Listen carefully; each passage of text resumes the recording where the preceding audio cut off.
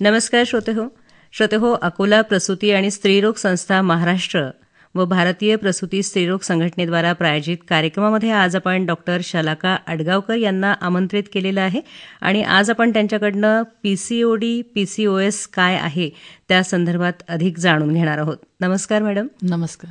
मला असं वाटतं सर्वप्रथम तर आपण पीसीओएस म्हणजे काय हे सांगूया. पीसीओएस म्हणजे पॉलिसिस्टिक ओव्हेरियन सिंड्रोम. पीसीओएस मध्ये सगळ्यात पहिले आढळून येणार आहे की स्त्रीचं किंवा मुलीचं वेट गेन होतं, वजन वाढतं. ते सोनोग्राफी केली तर तिच्या अंडाशयावर आपल्याला सूज दिसून येते, आढळून येते. म्हणजे नंबर ऑफ जे फॉलिकल्स असतात ते छोटे छोटे फॉलिकल्स असतात इमॅच्युअर, ते वाढलेले असतात. आणि काही बऱ्याचशा स्त्रियांमध्ये किंवा मुलींमध्ये असं आढळून येतं की त्यांचं हेअर ग्रोथ वाढतो. म्हणजे त्यांचं समजा चेहऱ्यावरची ग्रोथ आहे किंवा हातावरची आहे, हेअर ग्रोथ वाढते, मान काळी पडणे असे आणि पाळीमध्ये प्रॉब्लेम्स येतात. पाळी म्हणजे इरेग्युलर होते. काही स्त्रियांना 2-2, 3-3 महिने पाळी येत नाही, अनियमितता वाढते असं आढळून येतं. हा जो आजार म्हणता येईल आपल्याला किंवा ही जी लक्षणं आहेत किंवा काहीतरी बिघाड होतो आहे, तर हा वयाच्या कुठल्या टप्प्यामध्ये आपल्याला जाणवतो? तसं नेमकं वयाच्या कोणत्या टप्प्यामध्ये जाणवेल असं नाहीये, पण सध्या असं आढळून येत आहे की पीसीओ हा वाढत आहे टीनेजर्समध्ये. जे म्हणजे सध्या ज्यांना पाळी आलेली आहे, मुली जे टीनेज मुली आहेत 13 to 20 मध्ये, ते खूप जास्त आढळून येते. 10 वर्षाआधी असं होतं की आमच्याकडे ह्या मुलींना आई वडील घेऊन यायचे नाही. आता त्यांची संख्या बरीच वाढली आहे. भारतात लगभग असं आहे की 2 to 35% म्हणजे एवढं इन्सिडेन्स पूर्ण भारतात आढळून येते वेगळ्या वेगळ्या एरियामध्ये. 2 to 35% म्हणजे खूप जास्त झालेलं आहे. तसं शहर असो की तो खेडेगाव असो, दोन्हीमध्ये त्या मुलींमध्ये सापडत आहे, नक्कीच सापडत आहे. म्हणजे एकतर आपण असं म्हणूया की तुम्ही म्हणताय की संख्या वाढली आहे, एकतर जागरूकता निर्माण झाली आहे, आई बाबा आपल्या मुलींना तिथपर्यंत घेऊन येत आहेत. जागरूकता तर वाढली आहे, पण जागरूकतेसोबत जे काय म्हणतात, हे पीसीओ एक लाईफस्टाईल डिसऑर्डर आहे. लाईफस्टाईल, जसं लाईफस्टाईल डिसऑर्डरमध्ये आपण म्हणतो डायबिटीस आहे, मधुमेह आहे किंवा हायपरटेन्शन किंवा रक्तदाब वाढत आहे, तसंच हे लाईफस्टाईल डिसऑर्डर आहे पीसीओ. याच्यात सगळं मोठं कारण आहे बैठक काम वाढलेलं आहे. जीवन जे म्हणजे काय झालंय की ह्या पोरी त्यांचं खेळ आहेत त्यांचे जीवनशैली झाली आहे त्यांचे जे मैदानात खेळणारे खेळ ते खेळत नाहीयेत. ते मोबाईलवर किंवा कॉम्प्युटरवर बसून राहतात किंवा क्लासेसमध्ये बसून राहतात 10-10 तास. त्याच्यामुळे वाढत आहे. आणि दुसरं सगळ्यात महत्वाचं कारण हे दिसत आहे की मुलांमध्ये एक जसं 5 रुपयात चिप्स किंवा वेफर्सचं पॅकेट मिळतं, ते सुद्धा आम्ही जसं बोलतो त्याच्यात आम्हाला कळतं की ते खाऊन घेतात आणि मग त्यांना भूक लागत नाही. मग ते जेवण, रोजचा जो आहार आहे वरण भात भाजी पोळी, ते जेवत नाहीत. त्याच्यामुळे सुद्धा वाढ होत आहे. एकतर श्रोते हो, आपण पाहतो की आजकाल खूप लहान वयामध्ये मुलींची मासिक पाळी सुरू होते. त्याचंच तर एक तर आईला टेन्शन असतं की आता या वयात तिला कसं समजावून सांगायचं. आणि त्यात जर हा असा आजार किंवा आपण डिसऑर्डर म्हणतो आहे की लाईफस्टाईलमुळे येणारा हा डिसऑर्डर आहे, हा जर निर्माण झाला तर आईला नक्कीच अजून जास्त चिंता वाटते. काही कारणं पण आपण सांगितलीत, तुम्ही लक्षणं पण सांगितलीत की काय काय लक्षणं आहेत आपल्याला लक्षात येऊ शकतं. आणखीन काय कारणं आहेत, जसं बैठे खेळ तुम्ही सांगितले की मुलं अगदी बसून असतात अभ्यासाच्या कारणाने म्हणा किंवा टीव्ही बघणार आहे, मोबाईल बघणार आहे, किंवा आताचं लाईफस्टाईल तसं झालेलं आहे, खाण्याच्या पण सवयी त्यांच्या बिघडलेल्या आहेत. या व्यतिरिक्त आणखीन काही कारणं असतात का? कारण हॉर्मोन इम्बॅलन्स होतो, पण ते मेन काय, वेट गेन झालं, वजन वाढलं, फॅट वाढतो. फॅट वाढलं की शरीरात इन्सुलिन वाढतं, आणि इन्सुलिन वाढलं की इन्सुलिन काय करतो की आपल्या शरीरात सगळे दुसरे जे संप्रेरक असतात, हॉर्मोन्स असतात, त्याचा तो लेवल्स वगैरे डिस्टर्ब करून टाकतो. ते लेवल्स वर खाली व्हायला लागतात आणि त्याच्यामुळे मग ते ओव्हरीज, अंडाशयावर त्याचा इफेक्ट होतो आणि ती सायकल चक्र चालूच राहत होते. जोपर्यंत ते ब्रेक, म्हणजे तिथे वेट गेन जे आहे ते बंद नाही करणार, तोपर्यंत पीसीओ कंट्रोलमध्ये होतच नाही. सगळ्यात महत्वाचं कारण जे आपल्याला मॅडम सांगतायत ते म्हणजे की तुमचं वजन वाढणे, अनियंत्रित वजन वाढतं आहे. वाढण्यामागची कारणं पण सांगितली आहेत की खरं तर पोषक आहार आजकालची मुलं घेत नाहीत. कधी कधी आई बिझी असते म्हणून एखाद्या वेळेला त्यांना बाहेरचं खाऊ दिलं जातं किंवा सवय लागून जाते म्हणून पण बाहेरचं खाल्लं जातं. पण सगळ्यांनी लक्षात घ्या की पोषक आहार घेणं अत्यंत आवश्यक आहे. कारणं लक्षणं आपण पाहतो आहोत, पण मॅडम हा जो आहे हा सिंड्रोम आपल्याला दिसला तर याच्यामुळे काय काय समस्या उद्भवणार आहेत पुढे? समस्या म्हणजे सगळ्यात पहिले तर पाळी अनियमित येते. पाळी 2-2, 3-3 महिन्यांनी येते. मग कधी त्या मुलींना असं होतं की खूपच हेवी ब्लिडिंग, म्हणजे जास्त रक्तस्राव जास्त प्रमाणात जातो. तर त्याच्यामुळे सुद्धा अनिमिया म्हणजे शरीरातलं हिमोग्लोबिन कमी होणे, रक्तक्षय होणं, हिमोग्लोबिन कमी होणे, हिमोग्लोबिन कमी झालं तर वीकनेस, थकवा जाणवणे, मग त्या अभ्यासात लक्षणं लागणे ते असतं. काही मुलींना इरेग्युलर पिरियड्स झाले पुढे, आता नाही, नंतर जेव्हा लग्न होतात तेव्हा त्यांना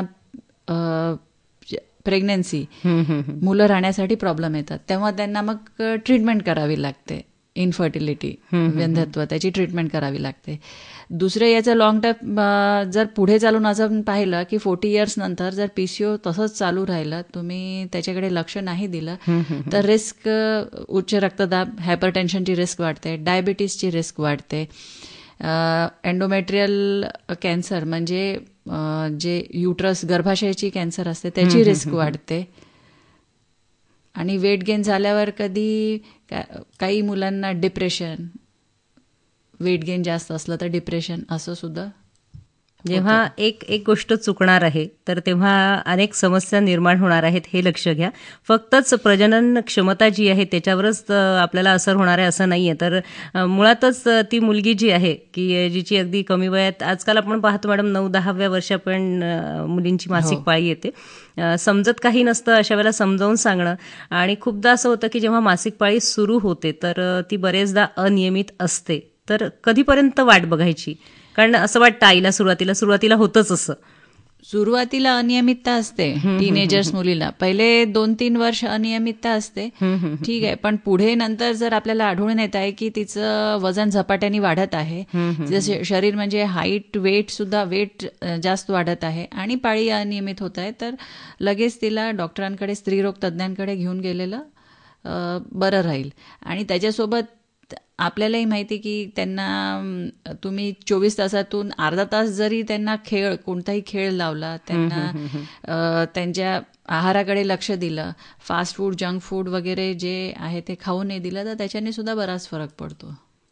म्हणजे अगदी सुरुवातीला म्हणजे मला असं वाटतं जी छोटी मुलं आहेत, आजकाल असं होतं आहे की आपण अगदी लहान बाळ जे असतं, शिशू म्हणू आपण त्याला, अगदी त्याला पण मोबाईलची सवय लागली आहे की हातात मोबाईल घेतल्याशिवाय ते बाळ जेवण करत नाही.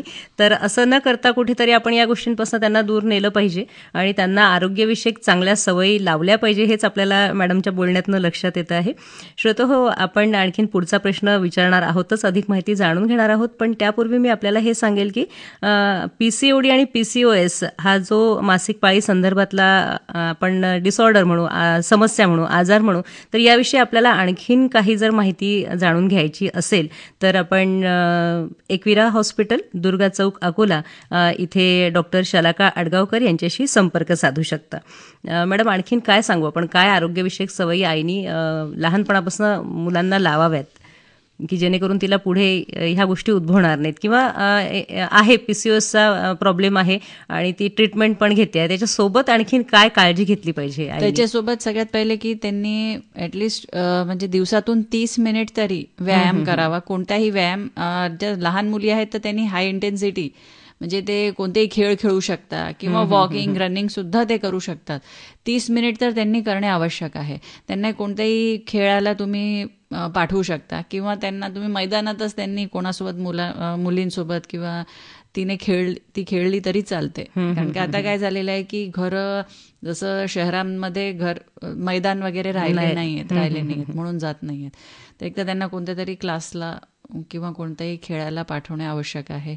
दुसरं, त्यांना मेन तर आहे की सगळ्यात महत्त्वाचं की त्यांनी जे तेलकट पदार्थ आहेत, जसं चिप्स आहे, वेफर्स आहे, जे पॅकमध्ये येतात किंवा बिस्किट्स आहेत, ते खाऊ नये, अशी एक सर्व पालकांना विनंती राहील.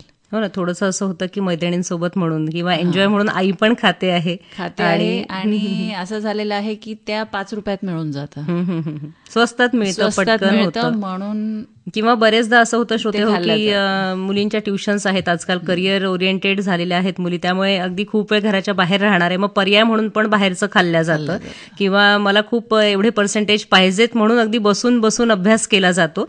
पण त्याच वेळेला आपली तब्येत जी आहे ती अतिशय महत्त्वाची आहे, कारण या बालवयात निर्माण झालेली समस्या मला असं वाटतं पटकन आटोक्यात आणणं आपल्याला कठीण आहे. त्याचा करिअरवर परिणाम होणार आहे, शरीरावर, मनावर, सगळ्याच्यावर परिणाम होणार आहे.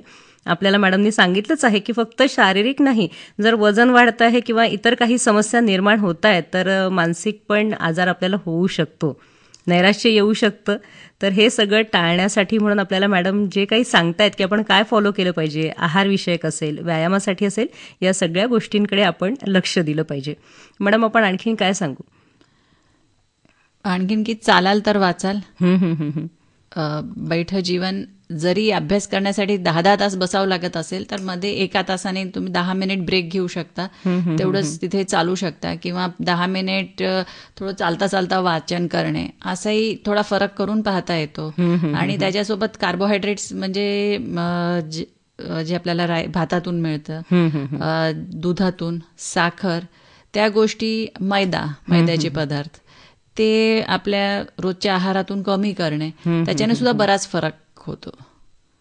आणि जेवणात व्हिटॅमिन डी म्हणजे दही आहे, त्याच्याने व्हिटॅमिन डी मिळतो. थोडंसं बाहेर आपण गेलो, उन्हात गेलो, सनशाईन, तर त्याच्याने सुद्धा व्हिटॅमिन डी मिळतो, त्याच्याने सुद्धा बराच फरक होतो. मला एक सांगायला आवडेल मॅडम इथे, अगदी तुमच्या परवानगीने सांगते मी, की आजकाल आपण पाहतो आहोत की आई पण करिअर करणारी आहेच, बहुतेक स्त्रिया नोकरी करणाऱ्या आहेत, तर त्या आईला सुद्धा व्यायामाची गरज असतेच. आपण पाहतो ना बरेचशा लाईव्ह शोजमध्ये आई आणि मुलगी अशी जोडी बनवलेली असते, तर मला असं वाटतं ही जोडी घरी बनवावी आपण आणि आईनी आणि मुलीनी मिळून व्यायाम करावा, सोबत चालायला जावं. असं जर केलं तर मला असं वाटतं हे जे टीनेजची मुलं आहेत त्यांच्याशी सुसंवाद पण वाढेल आणि ह्या ज्या काही समस्या निर्माण होणार आहेत आईला पण फायदा होणार आहे. तिला याची गरज असते व्यायामाची, पण ती स्वतःहून वेळ काढत नाही स्वतःसाठी, तर मुलीसाठी म्हणून ती वेळ काढेल आणि अशा प्रकारे मला असं वाटतं दोघींची पण तब्येत चांगली राहील. मॅडम काय सांगाल, आणखीन काय संदेश द्यायला पण जाता जाता हेच आहे की आरोग्य आपल्याला सेल्फ केअर म्हणजे स्वतःची काळजी घेणे हे महत्वाचं आहे. जसं तुम्ही सांगितलं की आई आणि मुलगी जर दोन्ही एक्सरसाइज किंवा चालायला, व्यायामाला गेले तर त्याच्यानी दोघांचंही हेल्थ, आरोग्य आहे, त्या आरोग्यामध्ये नक्कीच सुधार होणार आहे. कारण का असं नाही की पीसीओ फक्त आता टीनेजर्स आहेत, तर आईला सुद्धा काही ना काही पाळीचे त्रास असतात. त्यांनी जरी व्यायाम केला मुलीसोबत तर तिला सुद्धा त्याचा नक्कीच फायदा होईल, मुलीला तर होईल, आईला सुद्धा होईल, आणि त्या दोघांमधला सुद्धा संवाद वाढेल. निश्चितच मला असं वाटतं आपण अगदी पुन्हा एकदा आहारविषयक, व्यायामविषयक त्यांना थोडी आठवण करून देऊया, उजळणी करून देऊया की त्यांनी काय आपलं दैनंदिन त्यांचं हे रुटीन काय असलं पाहिजे. सगळ्यात पहिले आहारात तर आपल्याला सर्वांना माहितीच आहे, जसं सगळे सांगतात हिरवे पालेभाज्या, फळं, त्याचं प्रमाण वाढलं पाहिजे. तेल मसाल्याचे जे आहेत फॅट्स ते सगळ्यात कमी पाहिजे. साखर आहे, मैद्याचे पदार्थ आहे आणि दूध आहे. कारण का दुधांमध्ये सुद्धा आजकाल असं दिसतं की हॉर्मोन्स वगैरे असतात जे म्हशीला ते दिलेले असतात, तर ते कमी केलेलं योग्य राहील. प्रोटीन वाढलं पाहिजे. प्रोटीन म्हणजे सगळ्या डाळींमधून मिळतं प्रोटीन्स आहे. जे मांसाहार घेत असतील तर त्याप्रमाणे ते एग्स ते घेऊ शकतात, तर प्रोटीन डाएट वाढतं.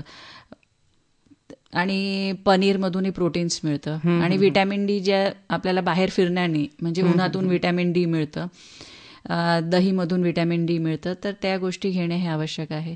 दुसरं रोजच्या याच्यात 30 मिनिट तरी वेळ काढला पाहिजे. 24 तासातून 30 मिनिट तर वेळ भेटेलच सर्वांना. 30 मिनिट जरी तुम्ही चालले, कोणता खेळ खेळला आणि नाही खेळ खेळता आला तरी 30 मिनिट जरी फास्ट वॉकिंग केलं तरीही खूप मोठा त्याच्याने त्यांना फायदा होईल. खूप वेगळ्यांनी लक्ष देण्याची गरज नाही. आपण अगदी आहार आपला नीटनेटका पोषक घेतोय की नाही याकडे लक्ष दिलं आणि 30 मिनिटं आपण चालण्यासाठी काढली की हळूहळू मला असं वाटतं आपण स्वतःकडे लक्ष देणार आहोतच आणि निश्चितच आपल्याला या सगळ्या गोष्टींचा फायदा होणार आहे. श्रोते हो, आज अकोला प्रसूती आणि स्त्रीरोग संस्था महाराष्ट्र व भारतीय प्रसूती स्त्रीरोग संघटनेद्वारा प्रायोजित कार्यक्रमामध्ये आपण डॉक्टर शलाका अडगावकर यांच्याशी बातचीत केलीत. मॅडम, आज आपण आकाशवाणी अकोला केंद्राच्या स्टुडिओमध्ये आलात आणि उपयुक्त माहिती आमच्या श्रोत्यांपर्यंत पोहोचवली, त्यासाठी धन्यवाद. धन्यवाद.